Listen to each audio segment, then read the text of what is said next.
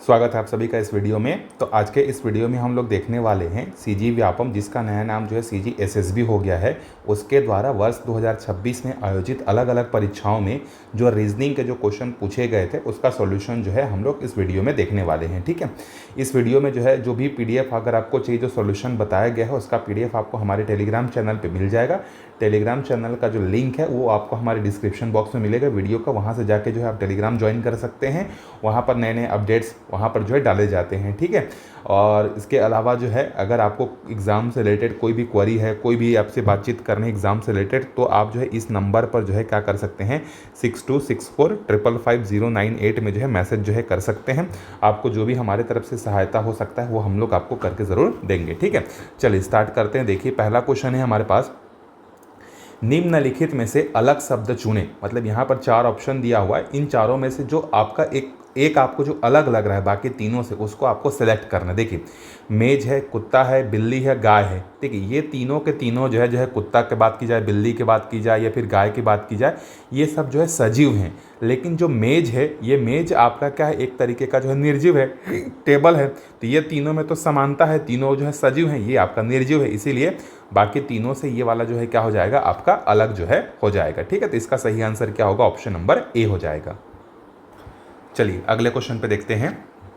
श्रेणी 2, 5, 10, 17 का अगला पद क्या होगा। तो इस टाइप के क्वेश्चन में जो है ना, आपको सबसे पहले तो आपको पैटर्न पहचानना पड़ेगा कि किस पैटर्न से जो है ये आगे बढ़ रहा है। देखिए यहाँ पर है आपके पास पहले 2 है, फिर 5 है, फिर 10 है, फिर 17 है। देखिए सबसे पहले जो है स्क्वायर करके देखते हैं। देखिए तो 1 का स्क्वायर प्लस 1 करते हैं तो 1 का स्क्वायर 1 होगा, 1 + 1 क्या हो जाएगा, 2 हो जाएगा। ठीक, 5 को क्या हम लोग ऐसा लिख सकते हैं, 2 का स्क्वायर प्लस 1 बिल्कुल लिख सकते हैं, 2 2 ने 4 और 1 क्या हो जाएगा, 5 हो जाएगा। फिर यहाँ पर आएगा 3 का स्क्वायर, 3 3 9 और 1 10 हो जाएगा।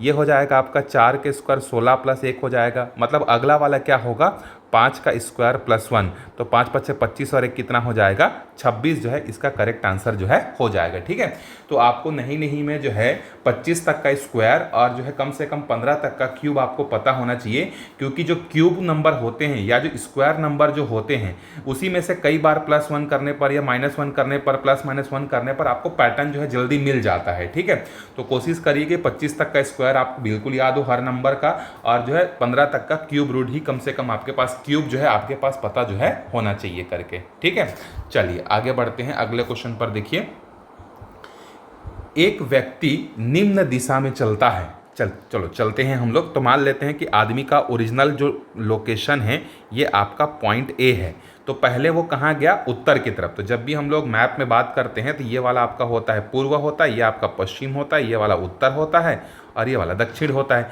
लेकिन कितना कितना डिस्टेंस गया है वो बिल्कुल नहीं बताया है। तो हम लोग पहले क्या करते हैं, एक बिंदु से उत्तर की तरफ चलते हैं। तो ये हम लोग गए उत्तर की तरफ। ठीक, फिर पूर्व की तरफ जो है हम लोग चलते हैं, तो पूर्व क्या होगा हमारा, इस तरीके से हो जाएगा। फिर जो है ये क्या करता है, दक्षिण की तरफ जो है क्या करता है, चलता है। ठीक, तो इस तरीके से जो है ये गया। अब इसके बाद क्या बोल रहा है, देखिए 3 ही डायरेक्शन में गया है ना, पहले उत्तर गया, फिर पूर्व गया, फिर दक्षिण दिशा में गया। अब आपसे क्या बोल रहा है, पहला देखिए कुल विस्थापन पूर्व दिशा में है। देखिए जो कुल विस्थापन है ये आपका किस दिशा में है, जहां पर ये खड़ा था इस लोकेशन से पूर्व दिशा में है कि नहीं है। ठीक है, तो इसका मतलब जो है आपका पहला स्टेटमेंट तो आपका सही है। ठीक, कुल विस्थापन उत्तर दिशा में है क्या, उत्तर दिशा में नहीं है भाई, उत्तर दिशा में भले ही वो गया है लेकिन विस्थापन उसका वो नहीं है। ऊर्ध्वाधर गति समाप्त हो जाती है। ऊर्ध्वाधर गति मतलब वर्टिकल मूवमेंट जो है यहाँ पर क्या हो गया, खत्म हो गया। अब क्योंकि ये हॉरिजॉन्टल में आ गया है, ठीक है, तो यहाँ पर जो है ऊर्ध्वाधर गति समाप्त हो जाती है का मतलब क्या है, देखो पहले ए से कहाँ गया, वो उत्तर की तरफ गया, फिर मुड़ा, फिर दक्षिण की तरफ आ गया। तो देखो जितना ऊपर की तरफ गया उतना ही नीचे की तरफ आ गया कि नहीं आ गया। मतलब इसका जो ऊर्ध्वाधर उत्तर से जो दक्षिण वाला है, जैसे मान लो उत्तर की तरफ ये 10 मीटर गया था, फिर मुड़ा, फिर 10 मीटर नीचे आ गया। मतलब वर्टिकल डायरेक्शन में उसने जो मूवमेंट किया था वो खत्म हो गया। 10 मीटर ऊपर चढ़ा था, 10 मीटर नीचे आ गया। तो ये स्टेटमेंट भी आपका जो है क्या है, सही है। केवल 36 गति शेष रह जाती है, बिल्कुल सही है। देखो भाई ये आदमी जो है पहले जो है इस डायरेक्शन में गया, ऊपर गया, फिर ऊपर से जो है पूर्व दिशा की तरफ मान लो 10 मीटर गया, अब ये यहाँ जाकर रुक गया है, इधर अगर वापस आता, अगर स्टार्टिंग और फाइनल कंडीशन इसका यही होता तो अब हम लोग बोल सकते थे कि उसका हॉरिजॉन्टल मूवमेंट भी क्या हो गया, खत्म हो गया। लेकिन अभी उसका हॉरिजॉन्टल मूवमेंट जो है खत्म नहीं हुआ है, उसका हॉरिजॉन्टल मूवमेंट जो है बचा हुआ है। तो ये स्टेटमेंट आपका बिल्कुल सही है। ये समझ में आया कि नहीं, एल और एम। देखो वर्टिकल मूवमेंट खत्म हो गया, मतलब मान लो ये उसका ओरिजिनल लोकेशन था, 10 मीटर ऊपर गया और 10 मीटर वापस नीचे आ गया ना, तो पहले इसका लेवल यही था, लास्ट में भी उसका लेवल यही है। तो वर्टिकल डायरेक्शन में मूवमेंट भले ही क्या, लेकिन वर्टिकल का जो मूवमेंट हुआ कैंसिल हो गया, क्योंकि जहां पर था उसी लेवल पर वापस आ गया। लेकिन हॉरिजॉन्टल में ऐसा नहीं हुआ, हॉरिजॉन्टल में पहले यहां पर था, अब फाइनल लोकेशन इसका यहां पर, देखो ए पर था और फाइनल लोकेशन बी पर है, तो हॉरिजॉन्टल उसका कैंसिल नहीं हुआ है। तो जे, एल और एम इसका क्या हो जाएगा, करेक्ट आंसर जो है हो जाएगा। ठीक है, चलिए आगे बढ़ते हैं अगले क्वेश्चन पर। देखिए नेक्स्ट क्वेश्चन है, आपको क्या करना है, निम्नलिखित में से कौन सा सुमेलित नहीं है आपको बताना है। ठीक है, जैसे गोवा का रिलेशन दिया है डाबोलिम के साथ, असम का दिया है दिसपुर के साथ, गुजरात का दिया है अहमदाबाद के साथ, कर्नाटक का दिया है किसके साथ, बेंगलुरु के साथ। तो इसमें जब आप देखेंगे ना तो आपको समझ में आएगा कि ये जो है शहर का नाम है और क्या है उसकी राजधानी या राज्य का नाम है और उसकी राजधानी के बारे में जो है बताया गया है करके। ठीक है, तो देखिए इसका जो है सही आंसर क्या हो जाएगा आपका, देखिए गोवा का जो है राजधानी डाबोलिम तो नहीं है, असम की जो राजधानी है ये दिसपुर तो है, बिल्कुल सही है। गुजरात की जो राजधानी है वो तो गांधीनगर है भाई, अहमदाबाद तो एक प्रमुख शहर है। कर्नाटक की जो राजधानी है वो आपका बेंगलुरु है। ठीक है, तो इसमें देखिए आप देखेंगे तो कौन सा सुमेलित नहीं है बोला गया है, तो इसके हिसाब से जब हम लोग आंसर लेने जाएंगे तो जे और एल जो है आपका सुमेलित जो है नहीं है। ठीक है, क्योंकि ये जो डाबोलिम है ये गोवा का एक हवाई अड्डा है और जो गुजरात का जो अहमदाबाद है ये अहमदाबाद वहाँ के एक प्रमुख शहर है। तो जे और एल आपका जो है क्या है, सही से जो है सुमेलित नहीं है। बाकी ये दोनों जो है उसके राज्य हैं और उसके क्या है, कैपिटल हैं। ठीक है, तो गोवा की राजधानी क्या है भाई, तो गोवा की राजधानी है पणजी। ठीक, उसके बाद जो है आपका कौन सा बच गया, गुजरात की राजधानी क्या है आपका, गांधीनगर। ठीक, तो इसका आंसर क्या हो जाएगा, ऑप्शन बी जो है इसका करेक्ट आंसर जो है हो जाएगा। चलिए आगे बढ़ते हैं अगले क्वेश्चन पर। देखिए अगला क्वेश्चन है हमारा कथन और कारण से रिलेटेड है। कथन दिया है कि एक घन में 12 किनारे और 8 शीर्ष होते हैं, बिल्कुल सही है भाई। अगर आप घनाभ या घन बनाकर देखेंगे तो उसमें आपको 12 किनारा मिलेगा और 8 जो है आपको फेसेस मिलेंगे, वर्टिकल फेसेस जो है जो कि स्क्वायर शेप में होंगे आपका। ठीक, उसके बाद कारण दिया, देखिए एक घन के सभी फलक समान क्षेत्रफल वाले होते हैं। ठीक, ये भी सही है। जब आप घन बनाएंगे तो घन में इस तरीके से देखिए, जो फेसेस की जो मैं बात कर रहा हूँ ये आपका इस तरीके से अगर घन बनाते हैं हम लोग तो ये सब के सब फेस हैं, देखिए ये सब स्क्वायर फेसेस हैं। तो 12 किनारे होते हैं और 8 शीर्ष होते हैं, बिल्कुल सही है। और इसके अलावा एक घन के सभी फलक जो होते हैं समान क्षेत्रफल वाले होते हैं, मतलब ये वाला जितना क्षेत्रफल घेरेगा ये वाला नीचे वाला भी उतना ही घेरेगा, ये वाला भी उतना ही होगा, पीछे वाला भी उतना ही होगा। तो सबका जो क्षेत्रफल है वो क्या होता है, समान होता है, क्योंकि स्क्वायर का फॉर्मूला क्या होता है, स्क्वायर में जो है एरिया निकालने का फॉर्मूला भुजा की घात में 2, जब सभी भुजाएं बराबर है तो क्षेत्रफल भी तो बराबर होगा ना। लेकिन 12 किनारे और 8 शीर्ष क्यों होते हैं, इसका आपको आंसर इस कारण में मिल रहा है क्या, नहीं मिल रहा है। इंडिविजुअली दोनों कथन अपने आप में सही हैं, लेकिन कारण जो है वो कथन की व्याख्या जो है हमको करके नहीं दे रहा है, इसीलिए बी इसका करेक्ट आंसर जो है हो जाएगा। देखिए रीजनिंग में जब भी लेटर्स के क्वेश्चन आएंगे तो सबसे पहले जो है आपका उनका जो लोकेशन है, जैसे ए लेटर जो है फर्स्ट प्लेस पर आता है, बी सेकंड पर आता है, डी जो है फोर्थ पर आता है, ऐसे आपको पता होना चाहिए।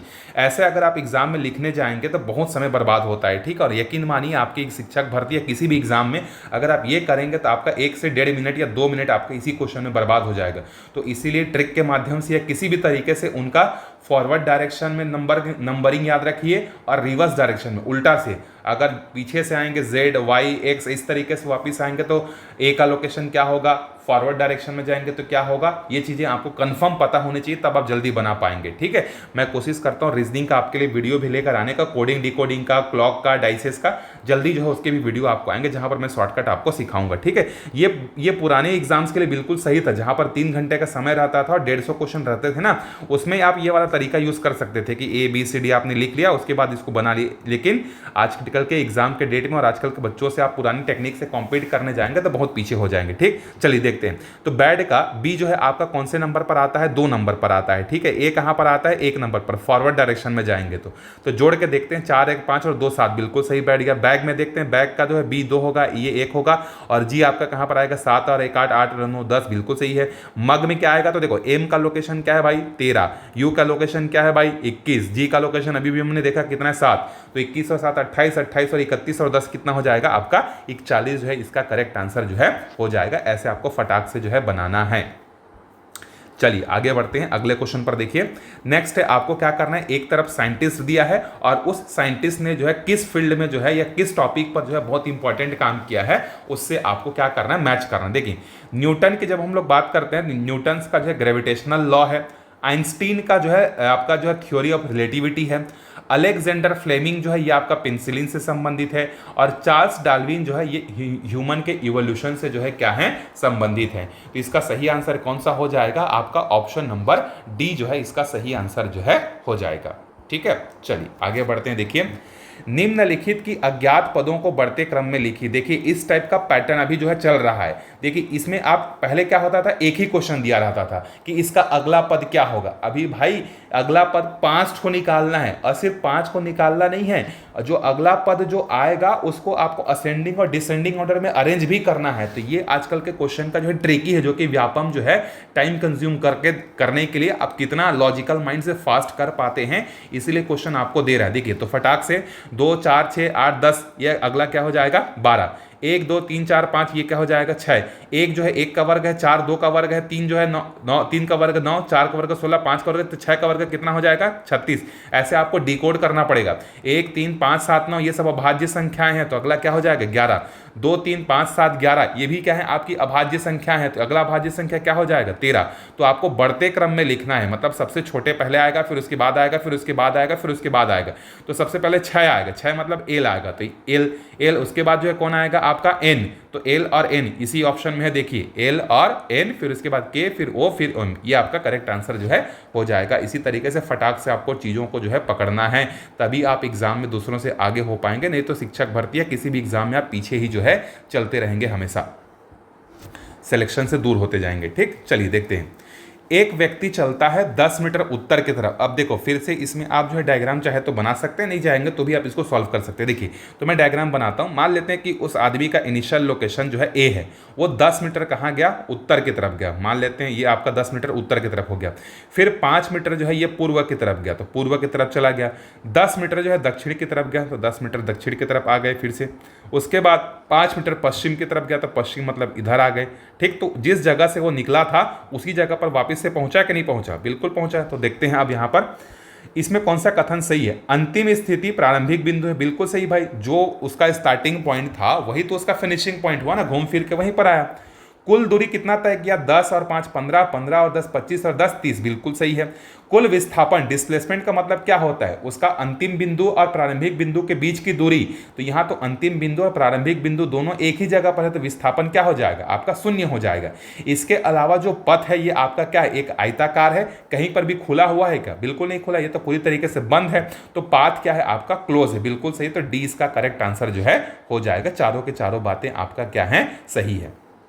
चलिए अब आगे बढ़ते। देखिए ये आपका वाटर इमेज और मिरर इमेज से रिलेटेड है। तो देखिए जब आपको मिरर इमेज से रिलेटेड आपको कोई चीज़ें दिखती हैं तो आपको क्या करना पड़ता है, लेफ्ट को राइट तरीके से और राइट को लेफ्ट में जो है आपको क्या करना पड़ता है, उलटना पड़ता है। तो मिरर इमेज अगर आपको चाहिए तो आपको लेफ्ट और राइट के कॉम्बिनेशन को चेंज करना पड़ेगा। वाटर इमेज में आपको क्या करना पड़ता है, जो पेपर जो लिखा हुआ है उसको उल्टा करना पड़ता है, ऊपर को नीचे और नीचे को ऊपर करना पड़ता है। ठीक है, ये सब आपने रीजनिंग में पढ़ा भी होगा। जब हम लोग कागज को मोड़ते हैं तो कागज को मोड़ने से जो है परत क्या होता है आपका बढ़ता है। एक नॉर्मल कागज है उसको मोड़ोगे तो उसका परत बढ़ जाएगा, फिर मोड़ोगे तो उसका 4 परत हो जाएगा, 8 परत हो जाएगा, इस तरीके से। और जो शैडो है, शैडो आपका क्या होता है, समान दिशा में जो है आपको दिखता है। ठीक, तो ये सिंपल सा कंसेप्ट है। देखिए जो टॉपिक हम लोग पढ़ते हैं उसमें क्या करने से हमको वो आंसर मिलता है, ऐसा भी वो आजकल जो है पूछा जा रहा है। ठीक है, तो आपको सब तरीके से ऑलराउंडर जो है बनना पड़ेगा, तभी आप एग्जाम जो है व्यापम का या पीएससी का आजकल निकाल पाएंगे। चलिए अब विषम को पहचानिए। देखिए ये इजी है। पहले वाले में देखिए ए है, ई है, आई है, सबके सब जो है आपके क्या है, वॉवेल्स हैं। ठीक। ए है, ई है, ओ है, इसमें भी सब वॉवेल्स हैं, इसमें भी सब वॉवेल्स हैं, ये सब देखो, ये इसमें वॉवेल्स नहीं है, ये सब क्या है, कॉन्सोनेंट है। ठीक, तो ये आपका करेक्ट आंसर जो है हो जाएगा। ठीक है, चलिए अब आपको क्या करना है, इन चीज़ों को जो है अरेंज करना है। तो सबसे पहले आप किसी भी चीज़ का क्या करते हैं, सबसे पहले जो है आप ऑब्जर्वेशन करते हैं। इंग्लिश में आपको ज़्यादा अच्छे से समझ में आएगा। तो पहले हम लोग करते हैं ऑब्जर्वेशन, फिर करते हैं हाइपोथेसिस, फिर उसके बाद हम लोग करते हैं एक्सपेरिमेंट, फिर हम लोग एक पर्टिकुलर कंक्लूजन तक जो है पहुंचते हैं। तो KLMN इसका करेक्ट आंसर जो है ए इसका हो जाएगा। ठीक है, चलिए आगे बढ़ते हैं अगले क्वेश्चन पर। देखिए, निम्नलिखित में से अलग संख्या को चुनें। अब देखिए, इसमें आपको फिर से ट्रिक ढूंढना पड़ेगा कि कौन सी संख्या जो है इसमें से क्या है, अलग है। तो देखिए 15 जो है, एक तो आपका पहले देखते हैं कि ये ऑड नंबर है। ठीक, 21 भी क्या है आपका एक ऑड नंबर है, 27 भी क्या है आपका एक ऑड नंबर है, लेकिन 32 जो है ये आपका एक सम संख्या है। एक तो तरीका ये हो गया। इसके अलावा ये देखो, ये जितनी भी संख्याएं हैं ये सब 3 से क्या होती हैं, डिवाइड हो सकती हैं या 3 के टेबल में आती हैं, लेकिन 32 जो है 3 के टेबल में नहीं आता है। इसके अलावा एक सम संख्या भी है। तो बाकी तीनों जो है एक जैसा रिलेशन फॉलो कर रहे हैं, लेकिन 32 वाला जो है एक तो इवन हो गया और 3 से ये डिवाइड भी जो है नहीं हो रहा है, इसीलिए इन सब में जो अलग है ये आपका 32 जो है होगा। ठीक है, चलिए आगे बढ़ते हैं अगले क्वेश्चन पर। देखिए, अगला क्वेश्चन हमको दिया हुआ है, निम्नलिखित में से असामान्य संख्या को पहचानना है। इसमें से कौन सा ऐसा संख्या है जो कि यहाँ पर जो है जबरदस्ती घुस गया है, उसको आपको छांटना है। देखिए, जब आप इन नंबर्स को ध्यान से देखेंगे, 3 एक अभाज्य संख्या है, 5 एक अभाज्य संख्या है, 11 एक अभाज्य संख्या है, लेकिन 14 जो है ये आपका भाज्य संख्या है, प्लस ये एक लौता, जैसे ऊपर वाले में कंसेप्ट आया था कि नहीं, सबके सब विषम संख्याएं हैं, लेकिन 14 ही आपका एक सम संख्या है, प्लस वो भाज्य संख्या है। तो इसी वजह से इस परिवार में से जो सबसे अलग जो चीज़ है वो आपका क्या है, ये जो 14 है ये आपका अलग है। ठीक है, चलिए आगे बढ़ते हैं अगले क्वेश्चन पर। अगला क्वेश्चन है, देखिए, सही विकल्प चूज करना है आपको। कथन और कारण हमको दिया हुआ है। कथन दिया, देखिए, रक्त का रंग लाल होता है। ठीक है, बिल्कुल होता है, खून वगैरह निकला होगा तो आप देखे होंगे कि रक्त का जो कलर है वो क्या होता है, लाल होता है। ठीक, लाल रक्त कोशिकाओं में हीमोग्लोबिन होता है। अब ये जो लाल रक्त कोशिकाएं होती हैं, जिसको हम लोग RBC बोलते हैं, रेड ब्लड सेल्स बोलते हैं या कार्पुसल्स बोलते हैं, ये लाल रंग के क्यों होते हैं, क्योंकि इसमें आयरन पाया जाता है आपका, या आयरन युक्त जो हीमोग्लोबिन है इसके कारण से जो है ये लाल रंग का होता है। तो कथन का क्यों ऐसा है, उसका उत्तर हमको कारण में मिल जा रहा है। इसीलिए कथन और कारण दोनों सही हैं और उसकी सही व्याख्या भी जो है हमको करके ये दे रहा है। ठीक है, चलिए आगे बढ़ते हैं अगले क्वेश्चन पर। देखिए, पैटर्न दिया है, फिर से आपको यहाँ पर पहचानना है कि क्या यहाँ पर पैटर्न चल रहा है। देखिए, पहला है 36, तो 36 में से मान लेते हैं कि हम लोग 2 कम कर देंगे तो क्या मिल जाएगा, 34। तो पहले में 2 कम किए। अब देखो अगला नंबर है 34, 34 में कितना कम करेंगे या कितना जोड़ेंगे तो 30 मिलेगा, आंसर है 4, तो ये मिल गया हमको 30। अब 30 में फिर से देखो 2 कम करेंगे तो क्या मिलेगा हमको, 28। फिर 28 में हम लोग 4 कम करेंगे तो कितना मिलेगा, 24। तो पहले 2 घटा, फिर 4 घटा, फिर 2 घटा, फिर 4 घटा, तो अब क्या घटेगा भाई, 24 में जो है 2 घटेगा, तो 24 में 2 घटेगा तो यहाँ पर क्या आएगा आपका 22 जो है आएगा। तो इस तरीके से आपको हर चीज़ों को जो है क्या करना पड़ेगा, सोचना पड़ेगा, क्योंकि रीजनिंग में कोई एक पर्टिकुलर मैथ्स जैसा फॉर्मूला नहीं है कि एक फॉर्मूले में रखे और आपको सभी का आंसर मिल जाएगा, ऐसा नहीं है। आपको पैटर्न को ढूंढना पड़ता है, लॉजिक को ढूंढना पड़ता है। ठीक है, इसीलिए तो रीजनिंग है ना। चलिए देखिए, ये आपका मिरर इमेज का क्वेश्चन है। इस तरफ लिखा हुआ है लॉजिक, तो लॉजिक का जब आप मिरर खोजेंगे तो पहला लेटर जो है वो लास्ट हो जाएगा और लास्ट लेटर जो है क्या हो जाएगा, पहला हो जाएगा। इस तरीके से जो है मिरर में क्या होता है आपका चलता है। तो पहला अक्षर जो है अंतिम अक्षर बन जाता है और अंतिम अक्षर जो है पहला आ जाता है। साथ ही जो है जो अक्षर जो होते हैं, जो इंडिविजुअल लेटर्स जो होते हैं वो भी कैसे दिखाई देते हैं, हमको उल्टे जो है दिखाई देते हैं। तो उसी तरीके से जब CEIL को हम लोग देखेंगे तो लास्ट वाला लेटर आपको पहला दिखेगा और पहला वाला आपको लास्ट में दिखेगा। ठीक है, तो L और C दिखेगा तो काट दीजिए, ये नहीं हो सकता, ये नहीं हो सकता, बचाइए। बाकी इंडिविजुअली ये पलटेंगे तो भी ऐसे ही दिखेंगे। तो ये आपका LIEC जो है इसका मिरर इमेज जो है हमको देखने को मिलेगा।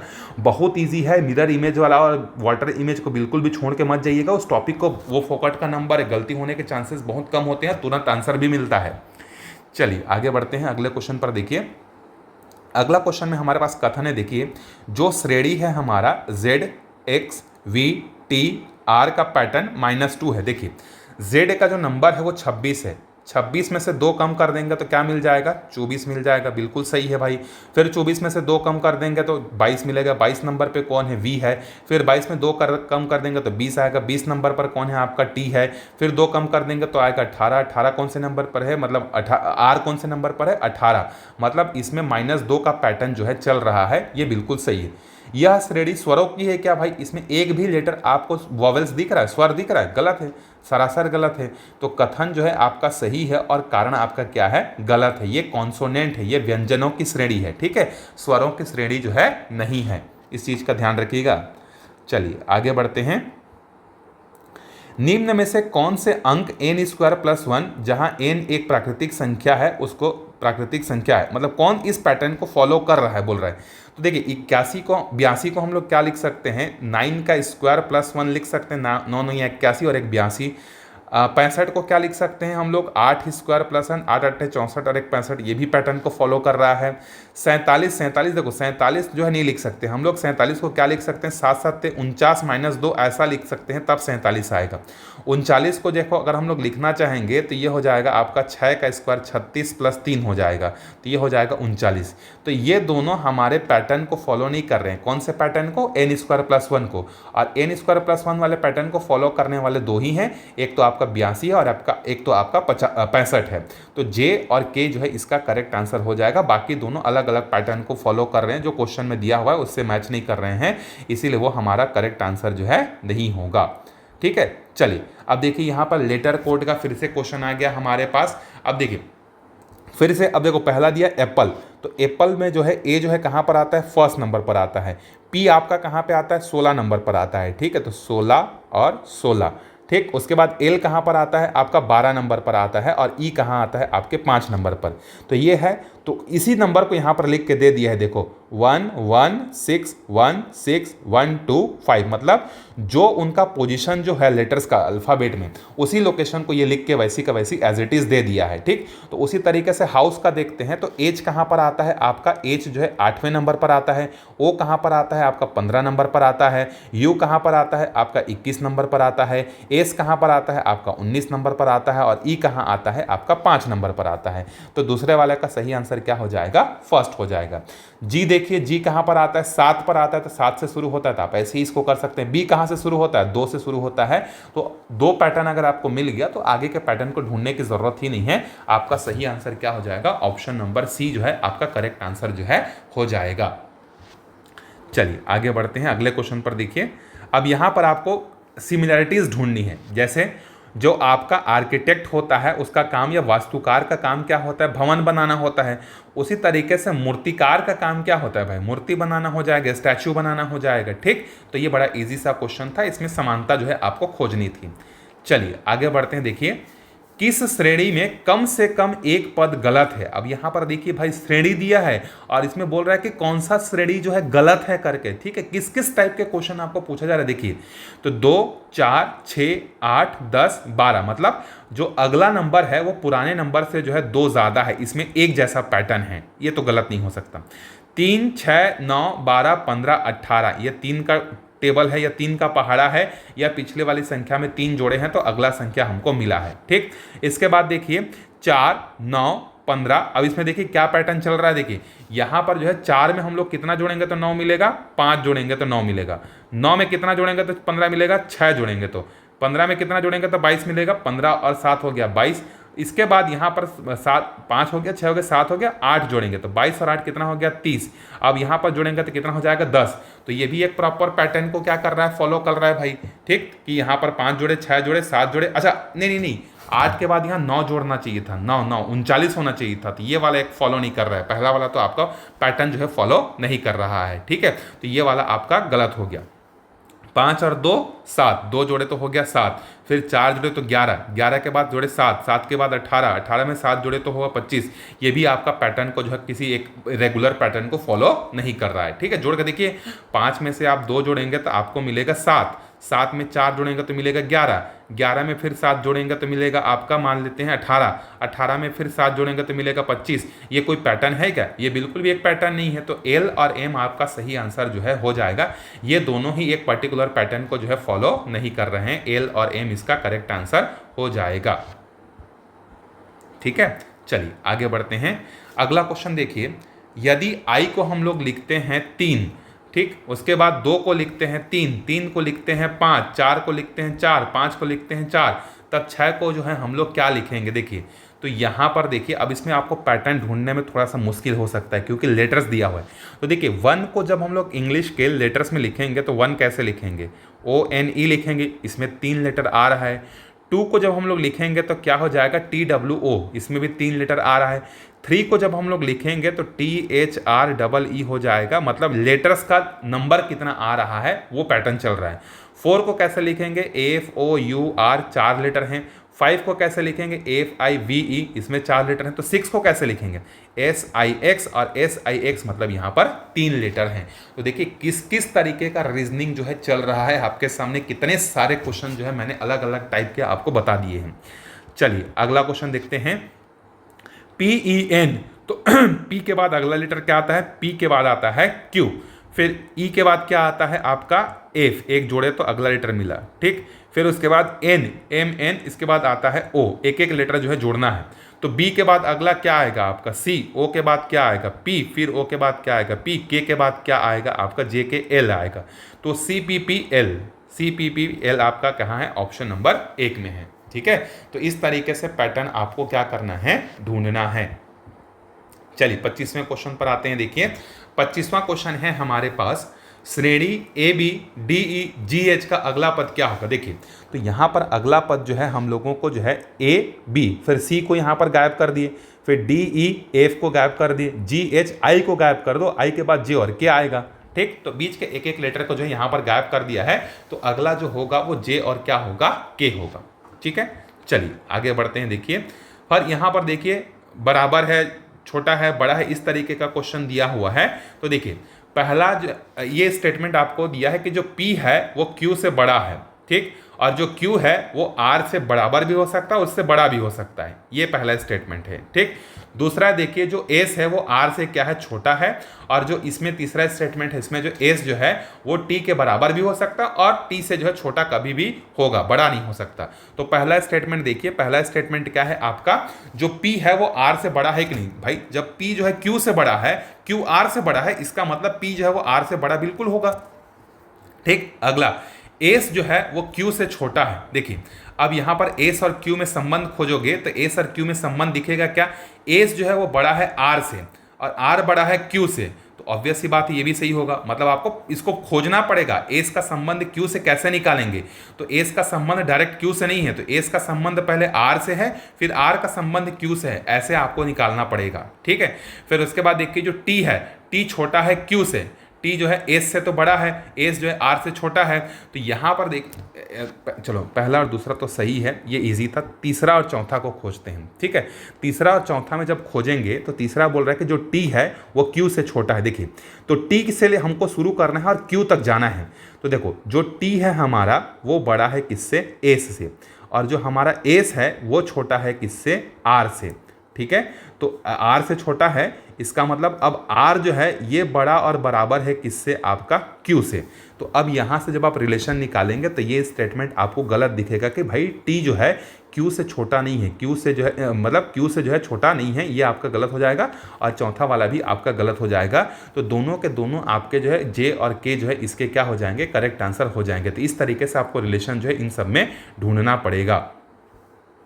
चलिए आगे बढ़ते हैं 27वें क्वेश्चन पर। देखिए 27वां क्वेश्चन है, एक वस्तु पर क्रमशः 30% और उसके बाद 40% की छूट दी जाती है। यदि वस्तु का विक्रय मूल्य सेलिंग प्राइस 1500 है तो उस वस्तु का अंकित मूल्य कितना होगा। देखिए सिंपल सा है, आपको सेलिंग प्राइस निकालना है। तो सेलिंग प्राइस जो है वो किसके बराबर है, जो अंकित मूल्य दिया गया है और जो उसमें पहला डिस्काउंट दिया गया और जो दूसरा डिस्काउंट दिया गया। तो सेलिंग प्राइस हमारा कितना है, 1500 है। अंकित प्राइस मतलब मार्क्ड प्राइस हमको पता नहीं है। पहला डिस्काउंट कितने का मिला है, 30% का। तो 30% मतलब ये हो जाएगा 1 - 0.3। दूसरे बार मिला है 40% का, मतलब 1.04। तो ये हो जाएगा आपका मार्क्ड प्राइस इंटू 0.7 इंटू आपका 0.6 और ये हो जाएगा 1500। तो इन दोनों का जब आप गुणा करेंगे तो ये हो जाएगा मार्क्ड प्राइस इंटू 0.42 और ये हो जाएगा आपका 1500। तो आपको अंकित मूल्य चाहिए तो ये हो जाएगा 1500 बटे में 0.42। जब आप इसको सॉल्व करेंगे तो 3571 के आसपास जो है आपका आंसर जो है आ जाएगा। ठीक है, 3571.42 करेंगे तो वही है, 3571 ही सबसे क्लोज है। ठीक, तो इस तरीके से सक्सेसिव डिस्काउंट का ये क्वेश्चन था। चलिए आगे बढ़ते हैं। देखिए अगला क्वेश्चन है, एक तरफ जो है ऑथर है और दूसरे तरफ जो है उनके किताब से उनको मैच करना है। देखिए APJ अब्दुल कलाम का बहुत लोग जानते होंगे, विंग्स ऑफ फायर बहुत बेहतरीन किताब है। जवाहरलाल नेहरू का जो है डिस्कवरी ऑफ इंडिया है। चेतन भगत का जो है आपका 5 पॉइंट है। देखिए चेतन भगत के मैक्सिमम जो बुक्स है ना, उनमें सब में जो पहला लेटर है वो अंकों में होता है। जैसे थ्री इडियट्स, मतलब सॉरी कौन सा तो मूवी है ना, हाफ गर्लफ्रेंड, तो हाफ आता है वहाँ पे। फिर जो है 5 फ्रेंड्स करके है। इस तरीके से जो उनका पहला जो है ना वो नंबर रहता है। जनरली मैं पहचानने का तरीका बस बता दे रहा हूँ आपको। और अमर्त्य सेन का जो है ये आपका आर्ग्यूमेंटिव इंडियन है। ठीक, तो इसका सही आंसर देख लीजिए कौन सा बैठेगा, मैंने बता दिया है आपको। चलिए आगे बढ़ते हैं 29वें क्वेश्चन पर। देखिए नेक्स्ट है हमारे पास कथन और कारण से संबंधित है। कथन दिया है 1, 4, 9, 16, 25 प्राकृतिक संख्याओं के वर्ग के पैटर्न है। बिल्कुल सही, 1 का वर्ग 1, 2 का वर्ग 4, 3 का वर्ग 9, 4 का वर्ग 16, 5 का वर्ग 25। प्रत्येक अगला पद पिछले पद में विषम संख्या को जोड़ने पर जो है प्राप्त हो रहा है। देखिए अगर आप देखेंगे प्रत्येक अगला पद पिछले पद में विषम संख्या जोड़ने से प्राप्त हो रहा है, मतलब इनके बीच में जो डिफरेंस है वो ऑड नंबर का है कि नहीं, ये बोल रहा है। देखो इन दोनों के बीच का डिफरेंस 3 का, इन दोनों का डिफरेंस 5 का, इसका 7 का, इसका जो है 9 का, तो बिल्कुल सही है भाई। इसके पैटर्न जो है आपका विषम संख्याओं से ही जो है जुड़ते हुए जा रहे, तो कथन और कारण बिल्कुल सही है और इसकी सही व्याख्या भी जो है हमको करके जो है दे रहा है। चलिए चित्र को पहचानिए और इस चित्र को जब आप पूरा करेंगे तो कौन सा इमेज जो है यहाँ पर आएगा वो आपको बताना है। देखिए तो इमेज को इसी में पूरा कर लीजिए। तो यहाँ से आपका क्या बनेगा, देखिए एक तो आपका इस तरीके से लकीर बनेगा और इस तरीके से ये जाएगा। ठीक है, तो कौन सा मैच हो रहा है आपका, देखिए एक तो ऊपर गया है, एक बराबर गया है, फिर इसके आगे जो है ये ऐसा भी बनेगा। ठीक, तो चौथा नंबर जो है इसका करेक्ट आंसर जो है, नहीं चौथा नंबर होगा। उस चित्र को पहचानिए जो चित्र में दिए गए x को पूर्ण करता है। x को पूर्ण करता है, अच्छा एक मिनट, क्वेश्चन पढ़ने में कुछ दिक्कत हो रहा है, मैं समझ नहीं पा रहा हूँ। Identify the figure that complete the pattern x। इस पैटर्न को कंप्लीट कौन करेगा, वही तो पहचानना है ना। तो सही तो है क्या, देखिए यहाँ पर है एक तो ये लाइन आएगा, बिल्कुल सही है। ठीक, फिर एक ये लाइन जाएगा, बिल्कुल सही है। ठीक हो तो गया ना, तो यही दो तो है। एक्स को कंप्लीट करने के लिए यही दो चीज़ तो चाहिए कि और कुछ चाहिए। अब देखते हैं, अच्छा यहाँ से एक और चीज़ आएगा भाई, ये इस तरीके से। अब देखो यार, इसको पैटर्न को जब कंप्लीट करेंगे तो एक लाइन तो हमको ऐसा आएगा। ठीक, ये वाला लाइन ऐसा आएगा एक ठो, ये वाला जो है इसको आगे बढ़ाएंगे तो ऐसे होगा, ये तभी तो कंप्लीट होगा। तो दो तो मुझे दिख रहा है। फिर यहाँ से जो है एक लाइन वापस से ऐसे ड्रॉ होगा, कंप्लीट हो गया। मेरे हिसाब से जो है 4 इसका करेक्ट आंसर होना चाहिए। ठीक है, यही तो बन रहा है ना, और कुछ थोड़ी छूट रहा है। ये इसके जैसा पैटर्न बन गया, ये इसके जैसा पैटर्न बन गया, सही तो लग रहा है यार। ठीक, मेरे हिसाब से 4th होना चाहिए, एक बार इसको देख लीजिएगा। 4 इसका करेक्ट आंसर हो सकता है। ठीक, चलिए यहाँ पर हमारे 30 क्वेश्चन कंप्लीट होते हैं। अगर आपको कुछ क्वेरी होगा, कुछ सजेशन होगा आपका, तो आप कमेंट बॉक्स में जो है बिल्कुल आपका सुझाव जो है रख सकते हैं। ठीक है, आपको किस टॉपिक पर और वीडियो चाहिए, जिसमें समस्या हो रहा है वो कमेंट करके बता सकते हैं। आपको हम लोग जो है उस टॉपिक पर जो है वीडियो जो है अवेलेबल जो है करा देंगे। ठीक है, थैंक यू।